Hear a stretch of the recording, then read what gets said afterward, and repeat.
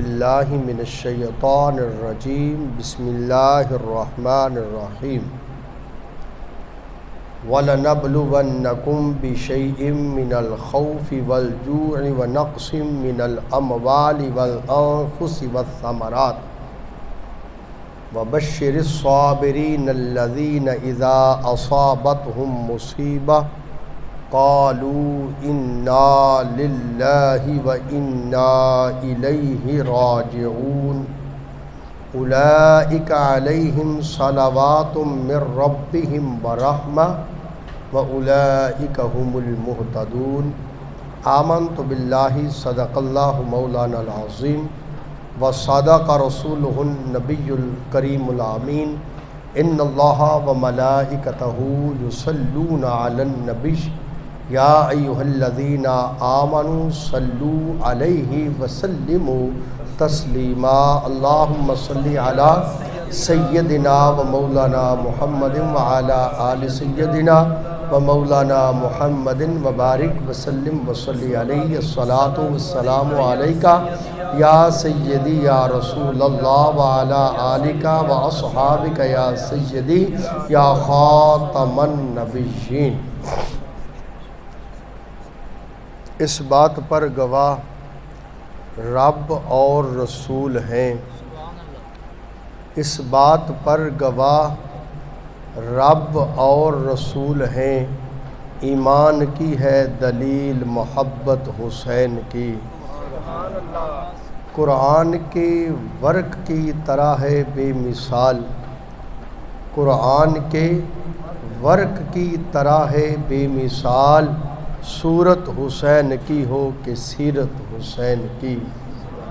کوئی شاعر بھی کیا کہے، کوئی واعظ بھی کیا بتائے، کوئی شاعر بھی کیا کہے، کوئی واعظ بھی کیا بتائے، دوش نبی سے پوچھئے عظمت حسین کی۔ اللہ تعالی نبی پاک صلی اللہ علیہ وآلہ وسلم کے وسیلہ جلیلہ سے ہم سب کی آج کی اس نشست، اس حاضری کو، ماہانہ درس قرآن کو اپنی بارگاہ میں شرف قبولیت عطا فرمائے۔ آج کی محفل پاک امام علی مقام امام حسین پاک علیہ السلام و رضی اللہ تعالی عنہ آپ کی یاد میں، آپ کے وہ رفقا جنہوں نے میدان کربلا میں اسلام کے پرچم کی سربلندی کے لیے اپنی جانوں کے نذرانے پیش کیے، ان شہداء کے بارگاہ میں اور بالخصوص اہل بیت کی بارگاہ میں اپنی محبت، اپنے پیار کا نذرانہ پیش کرنے کے لیے انعقاد پذیر ہے۔ اللہ ہم سب کی حاضری کو شرف قبولیت عطا فرمائے۔ ہماری گفتگو دو حصوں کے اندر تقسیم ہوگی۔ ایک حصے میں ہم عظمت اہل بیت، مقام حسنین کریمین طیبین، اس کو سمجھنے کی کوشش کریں گے، اور پھر اگلے حصے میں ہم واقعہ کربلا پر کچھ دیر گفتگو کریں گے۔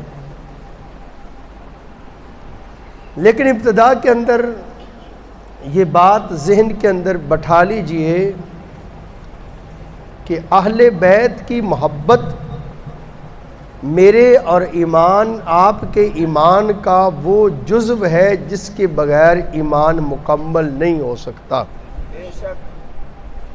جب تک دل کے اندر نبی پاک کے بچوں کی محبت، حضور کی آل کا پیار، سرکار کے گھرانے کا ادب نہ پایا جائے، اس وقت تک بندے کا ایمان کامل نہیں ہو سکتا۔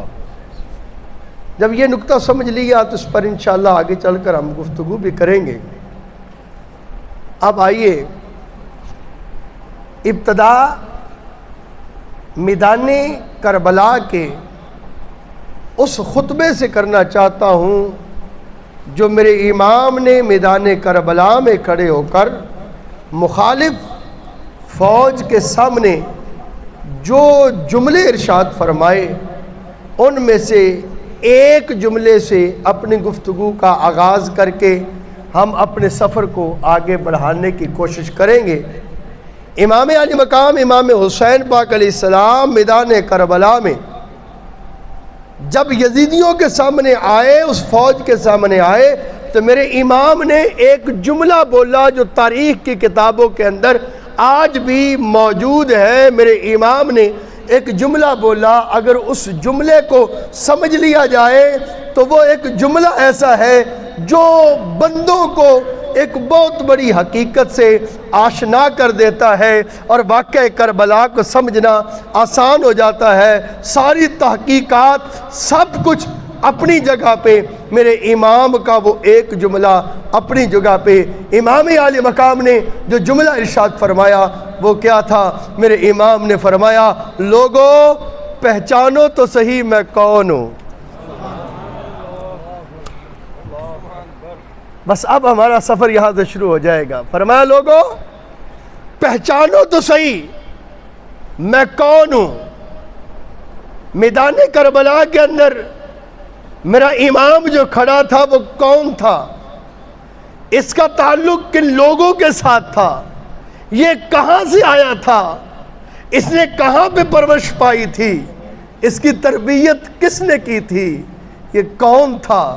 اس کون کے اندر پورے کا پورا امت کا ماضی وہ بھی جڑا ہوا تھا، حال بھی موجود تھا، اور لوگوں کو آنے والا مستقبل حالات سے بھی آگاہ کر دیا کہ دنیا میں کیا ہونا ہے اور آخرت میں کیا ہونا ہے۔ لوگوں پہچانو تو صحیح میں کون ہوں۔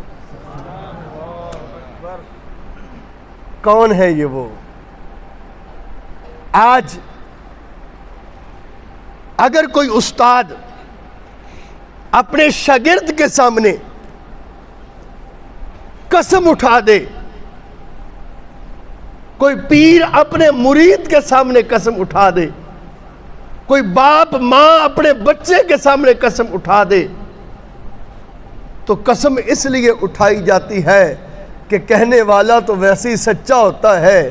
شاگرد کو استاد کی بات پر، مرید کو پیر کی بات پر، بیٹے کو والد کی بات پر یقین تو ہوتا ہے، لیکن قسم اس لیے اٹھائی جاتی ہے کہ بات کے اندر قوت پیدا ہو جائے۔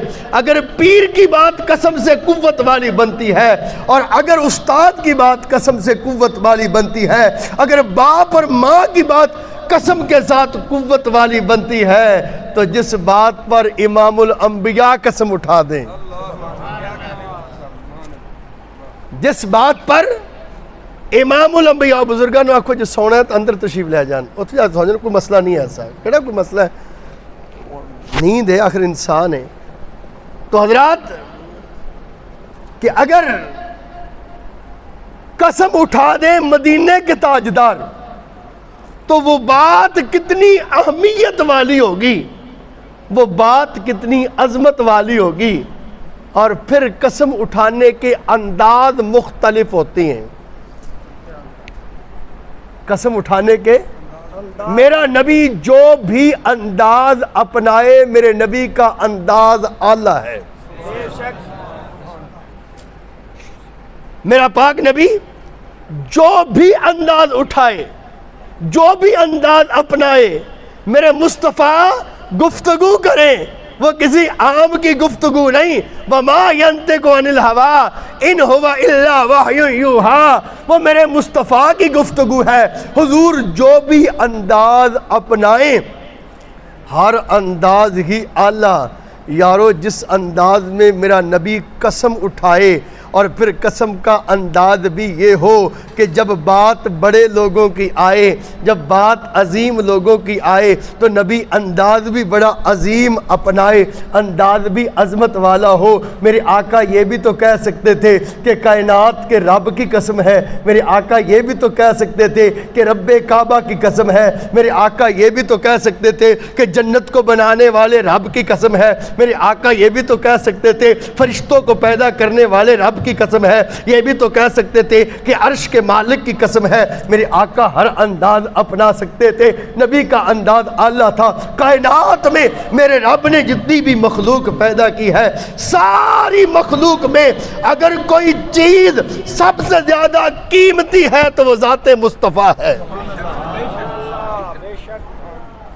کائنات میں اگر کوئی چیز سب سے زیادہ قیمتی ہے تو وہ مصطفیٰ کی ذات ہے۔ تو جو حضور کے ساتھ لگ گیا وہ بھی قیمتی ہے۔ جو جوڑا میرے مصطفیٰ کے قدموں سے جو خاک لگے وہ خاک بھی قیمتی ہے۔ جو میرے مصطفیٰ کے بچے ہوں وہ کتنے قیمتی ہوں گے۔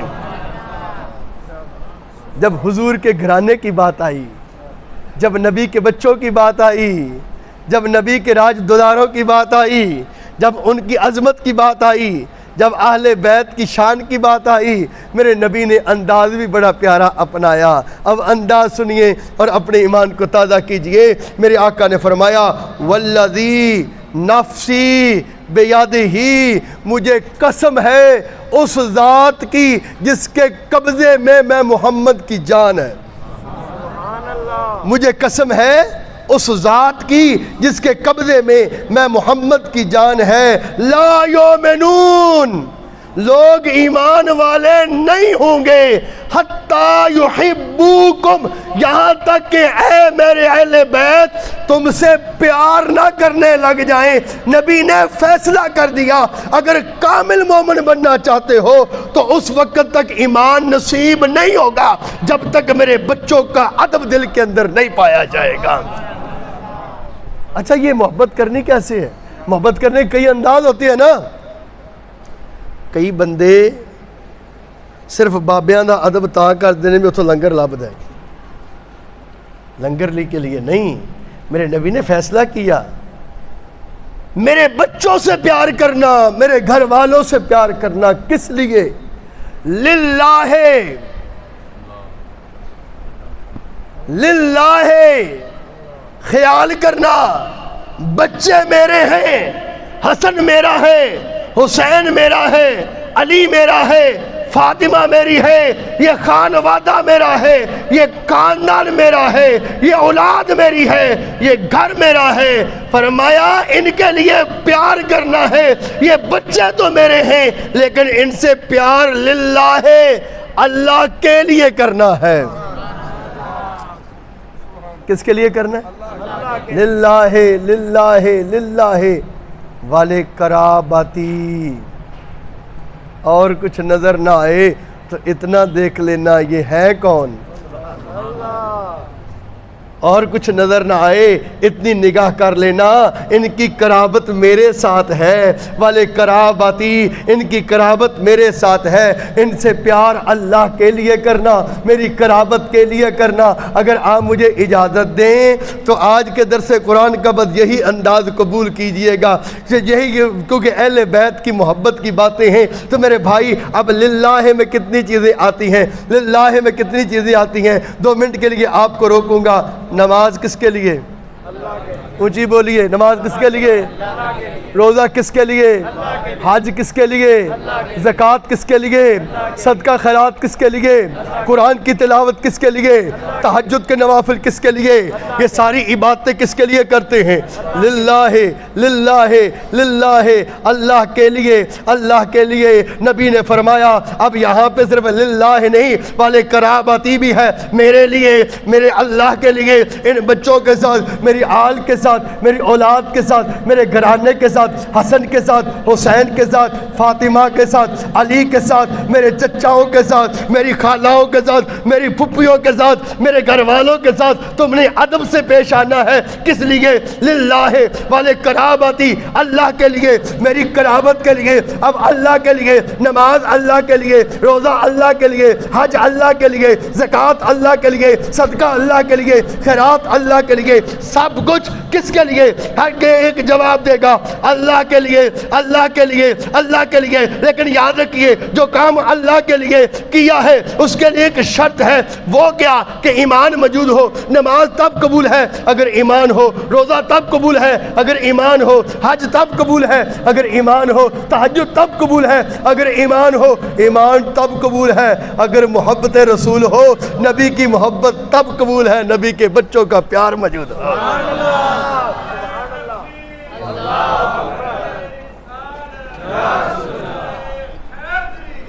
للہ ولقرابتی۔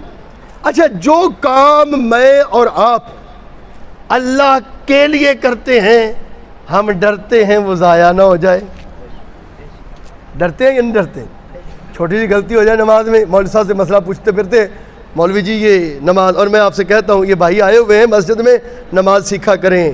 یہ پھرتے ہی اس لیے سمجھانے کے لیے، وہ جو کام اللہ کے لیے کرنا ہے نا اللہ بھی اسی لیے قبول کرتا ہے اگر اس کو نبی کے طریقے کے مطابق اس کو کر لیا جائے۔ تو یہ جو جگہ جگہ پھرتے ہیں نا یہ اللہ کے لیے سکھانے کے لیے پھرتے ہیں۔ تو فرمایا للہ، اللہ کے لیے، اللہ کے لیے۔ اب جو کام میں اور آپ کرتے ہیں اللہ کے لیے ڈرتے ہیں کہیں ضائع نہ ہو جائے، میری کسی کوتاہی کی وجہ سے ضائع نہ ہو جائے۔ اب یہاں پہ ایک منٹ کے لیے اس لیے میں کہتا ہوں کہ حضور کے بچوں کی شان جو ہے ان کے سب سے پہلے گواہ میرے نبی کے صحابہ ہیں۔ ان کی سچی محبت، سچی شان، سچی رفعت تک پہنچنے کے لیے پہلے گواہوں کو سچا مان لو۔ اگر گواہوں کو سچا مان لو گے اہل بیت تک پہنچ جاؤ گے۔ اسی لیے ہم کہتے ہیں اہل بیت کی محبت کے لیے صحابہ کا ادب لازم ہے۔ اگر وہ ہوگا تو تمہیں پتہ چلے گا نبی نے حسن کے بارے میں کیا کہا، حسین کے بارے میں کیا کہا، علی کے بارے میں کیا کہا، فاطمہ کے بارے میں کہا کیا۔ اس کے سب سے بڑے گواہ تو صحابہ ہیں۔ اگر صحابہ کو سچا مانو گے تو اہل بیت کی محبت تک پہنچو گے۔ وہ صحابہ نے ہمیں بتایا، کیسے بتایا سنیے۔ صحابہ نے دیکھا، حضور نے ان کا ادب بتایا، تو صحابہ نے دیکھا اور لوگوں کو بتایا کیسے۔ ایک منٹ کے لیے روکوں گا کہ یہ واقعہ کربلا کے بعد کا جو ہے وہ واقعہ ہے۔ اللہ کا گھر کعبہ ہے۔ کیا ہے؟ کعبہ۔ لوگ احرام باندھ کے کعبے کا طواف کر رہے ہیں، اور وہیں پر حضور کا ایک صحابی حضرت عمر کا بیٹا عبداللہ نام ہے، جلیل القدر صحابی ہے، کعبے کے پاس بیٹھا ہوا ہے۔ لوگوں نے پہنے ہوئے احرام، اور کچھ لوگ آئے عراق سے، اہل عراق آئے، انہوں نے باندھے ہوئے تھے احرام، وہ کر رہے تھے طواف۔ ان میں سے ایک بندے سے ہو گئی غلطی۔ اب روایات کے اندر دو باتیں ملتی ہیں۔ غلطی کیا ہوئی؟ اس نے حالت احرام میں مکھی مار دی یا اس سے مچھر مر گیا۔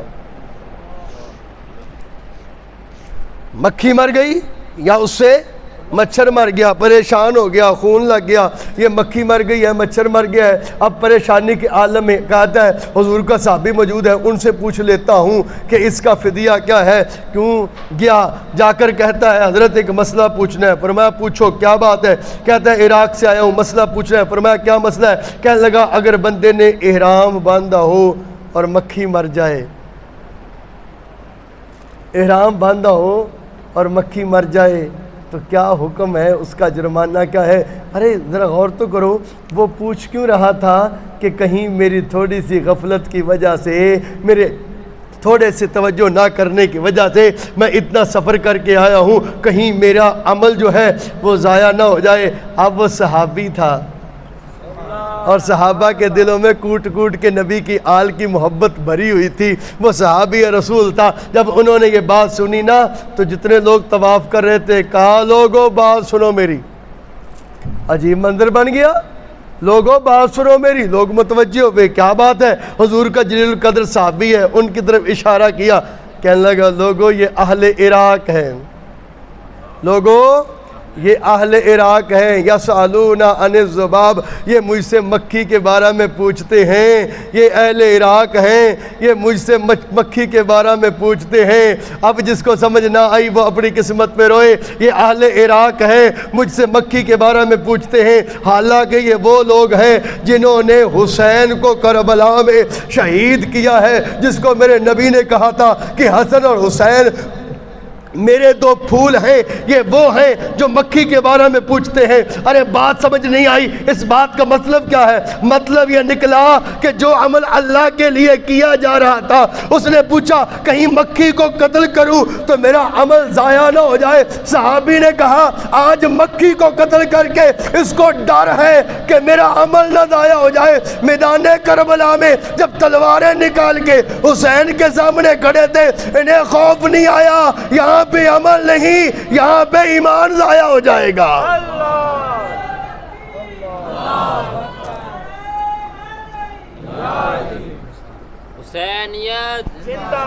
یہاں پر ایمان ضائع ہو جائے گا۔ کون حسن اور حسین؟ اللہ اکبر! کون؟ آج ہر بندہ دعا کے لیے ترستا ہے، ہر بندہ چاہتا ہے مجھے دعا مل جائے۔ کسی کا پیر مرید کو دعا دے دے، مرید بھولا نہیں سماتا، اور پیر سے دعا لینے کے لیے مرید پتہ نہیں کتنے پاپڑ بیلتے ہیں، کتنی محنت کرتے ہیں، کتنی مشقت کرتے ہیں، میرا پیر مجھے دعا دے دے۔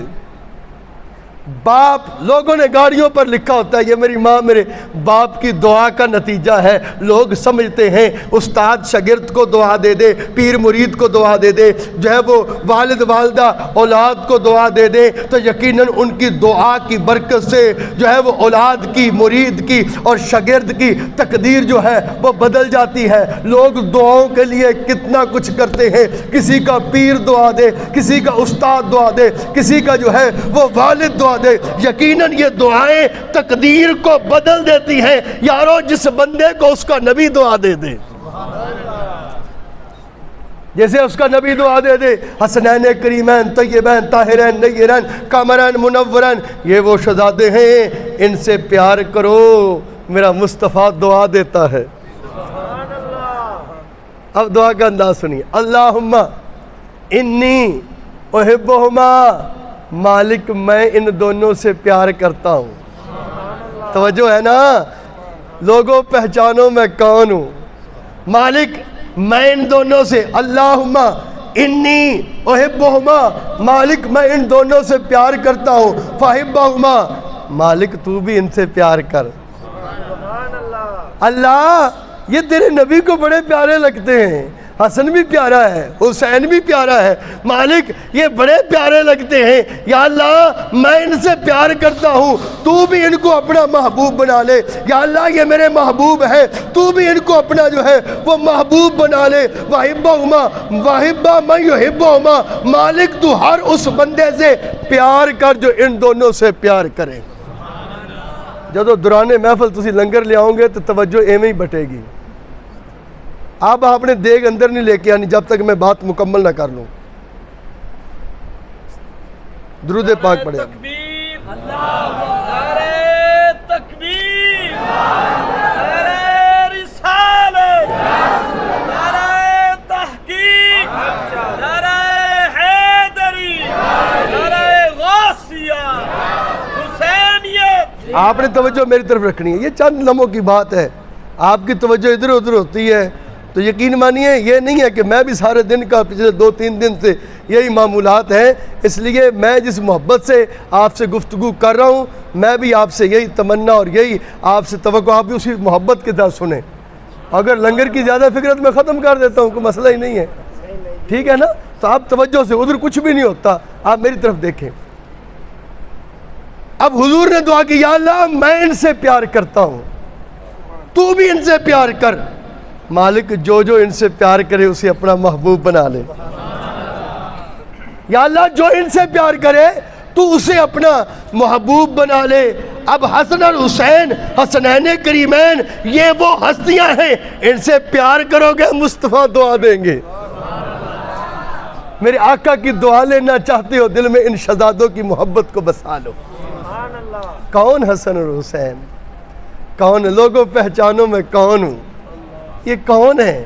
میرے آقا ممبر پہ۔ اب ان کی شان سمی نہیں ہے تو ابو بکر سے پوچھو نا، ان کی شان سمی نہیں ہے نا ابو عمر سے پوچھو نا، ان کی شان سمی نہیں ہے عثمان غنی سے پوچھو نا، یہ کیسے ہیں، یہ کیسے ہیں؟ آج میں نور مسجد کے اندر بیٹھا خطبہ دے رہا ہوں، قاری نوید صاحب یہاں پہ جمعہ پڑھا رہے ہوں، اور قاری نوید صاحب کا بچہ صفوں کو چیرتے ہوئے آئے ابا جی کے پاس، تو ابا جی بھی پریشان، اور جو سامنے مقتدی بیٹھے ہیں وہ تو ویسے ہی پریشان، سارے پریشان کہ مولوی صاحب بچوں ڈاک کے ہی نہیں ہوندے کریں، نال ہی لے آئے، تو مولوی صاحب بھی پریشان ہو گئے۔ یہ کائنات میں دو ہی شہزادے ہیں، ایک کا نام حسن ہے، ایک کا نام حسین ہے، یہ مسجد نبوی میں قدم رکھتے تھے، مصطفیٰ کا چہرہ بھی کھل جاتا تھا، مقتدیوں کے چہرے بھی کھل جاتے تھے، دیکھ کے خوش ہوتے تھے، خطبہ رکتا تھا تو رک جاتا تھا۔ ارے لوگ اسی بات پر جو ہے وہ محظوظ ہوا کرتے تھے، حضور ان کو کیسے اٹھاتے تھے، سرکار کیسے، ابھی اسی عادت کے مطابق سرکار سیدنا صدیق اکبر رضی اللہ تعالیٰ عنہ، میرے پاک نبی کے بعد صدیق اکبر کو جو ہے وہ خلیفہ بلا فضل چن لیا گیا۔ حضرت صدیق اکبر میرے نبی کے ممبر پر بیٹھے، جمعہ آ گیا، جمعے کا دن ہے، امام حسن پاک کی عمر مبارک بالکل تھوڑی سی ہے، حضرت جو ہے وہ صدیق اکبر جمعہ کا خطبہ ارشاد فرما رہے ہیں، اور لوگ سامنے صحابہ کرام بیٹھے ہوئے ہیں، اور بچوں کی عادت ہوتی ہے، میرے نبی نے فرمایا تھا لوگوں تم میں دو چیزیں چھوڑ کے جا رہا ہوں، ایک اللہ کا قرآن، دوسرے اپنے اہل بیت چھوڑ کے جا رہا ہوں۔ یہ بڑی لمبی بات ہے، اس میں جو ہے وہ بڑے باتیں ہو سکتی ہیں، کئی جو ہے وہ ہم دیر گفتگو اس پر کر سکتے ہیں، لیکن حضور دراصل اپنی دو نشانیاں چھوڑ کے گئے۔ ہر کسی کے جانے کے بعد اس کی یاد آتی ہے، اور جب دل لگانا ہوتا ہے اس کی نشانی کو یاد کرنا ہوتا ہے۔ لوگوں پاک محمد جا رہا ہوں، لیکن دو چیزیں چھوڑ کے جا رہا ہوں، اللہ کا قرآن چھوڑ کے جا رہا ہوں، اپنے بچے چھوڑ کے جا رہا ہوں۔ جب میری یاد تمہیں تڑپائے، کبھی قرآن اٹھا لینا، کبھی حسنین کریمین کے چہرے کو دیکھ لینا۔ اور پھر دیکھا صحابہ نے، اور دیکھ کے امت کو بتایا۔ صدیق اکبر بیٹھے، امام حسن پاک اسی روٹین کے مطابق جیسے حضور کے پاس آیا کرتے تھے، امام حسن پاک اسی طرح آئے۔ حضرت علی بھی قریب بیٹھے ہیں، آئے، صفوں کو چیرتے ہوئے، کس کی ضرورت ہی روکے، رستے خود بنتے جاتے ہیں۔ یہ خانوادہ ہی ایسا ہے، یہ گھر ہی ایسا ہے، ان کو زمانہ جانتا ہے۔ یہ آئے، رستے خود بنتے گئے، سیدھے ممبر کے پاس پہنچے، صدیق اکبر کے پاس کھڑے ہو گئے۔ اب بچوں کو یہ بڑا ہوتا ہے، اپنے کسی بڑے کی کوئی چیز ہو نا تو بچے اس کا بڑا دھیان کرتے ہیں، آ کر کھڑے ہو گئے، کہنے لگے یہ تو میرے نانے کی جگہ ہے۔ ان کی عظمت کو کیسے پہچانیں گے؟ صدیق اکبر جیسا دل، صدیق اکبر جیسا حوصلہ، صدیق اکبر جیسی جو ہے الفت اس خاندان کے ساتھ ہوگی تو بات سمجھ میں آئے گی۔ حضرت صدیق اکبر پاک، بچے نے، شہزادے نے کہا، کیا کہا؟ شہزادہ عرض کرتا ہے کہ حضرت امام حسن پاک کہتے ہیں یہ تو میرے نانے کی جگہ ہے۔ صدیق اکبر پاک نے اسی طرح محبت سے اٹھایا جیسے حضور کو اٹھاتے دیکھا تھا۔ صدیق اکبر پاک نے اسی طرح محبت کے ساتھ اٹھایا، اسی طرح گود میں بٹھا لیا، گود میں بٹھا لیا، پیار کیا ہوگا گود میں۔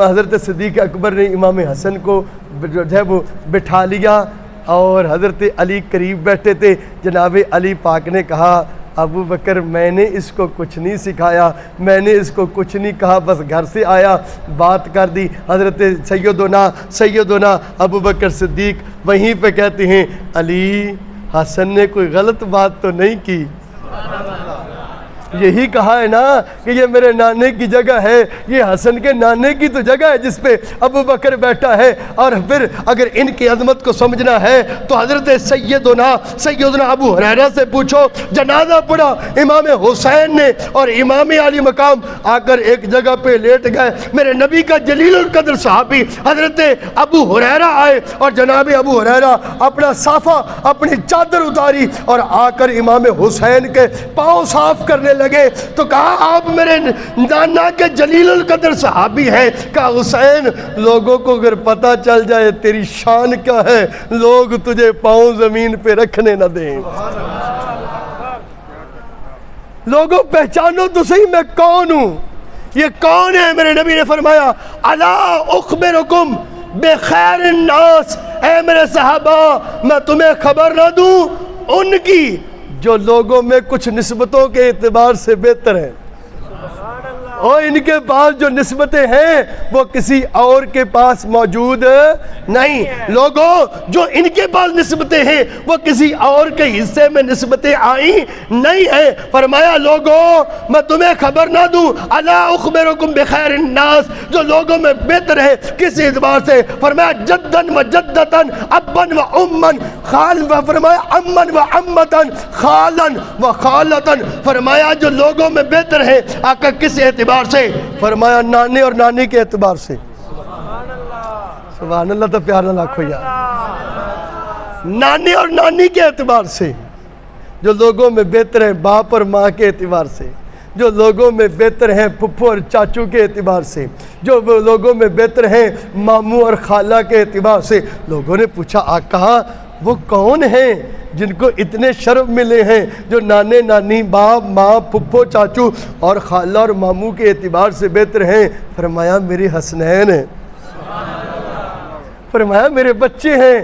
یہ کون ہے؟ دیکھو تو صحیح یہ کون ہے؟ لوگوں پہچانو میں کون ہوں۔ ان کا تعارف میرے آقا کروا رہے۔ فرمایا یہ وہ ہیں جن کا نانا اللہ کا نبی ہے، جن کی نانی خدیجۃ الکبریٰ ہے۔ وقت کے دامن میں گنجائش نہیں، میں نے باتیں بہت ساری کرنی ہے، ورنہ ایک ایک شخصیت پر بڑی گفتگو ہو سکتی ہے۔ حضور کے پھر حضرت خدیجہ، فرمایا یہ وہ ہیں جن کا نانا اللہ کا نبی ہے، جن کی نانی خدیجۃ الکبریٰ ہے، جن کا چاچو جو ہے، جن کی اماں فاطمہ الزہرا ہے، جن کا بابا علی ہے، اور جن کا چاچو جعفر ابن ابی طالب ہے، جن کی پھپھو جو ہے وہ ام ہانی ہے، جن کا ماموں نبی کا بیٹا ابراہیم ہے، جن کی خالہ زینب رقیہ اور ام کلثوم ہے۔ اگلا جملہ سنیے، فرمایا یہ جو ہے ان کا نانا بھی جنت میں ہوگا، ان کی نانی بھی جنت میں ہوگی، ان کی ماں بھی جنت میں ہوگی، ان کا بابا بھی جنت میں ہوگا، ان کی پھپھو بھی جنت میں ہوگی، ان کا چاچو بھی جنت میں ہوگا، ان کا ماموں بھی جنت میں ہوگا، ان کی خالائیں بھی جنت میں ہوگی،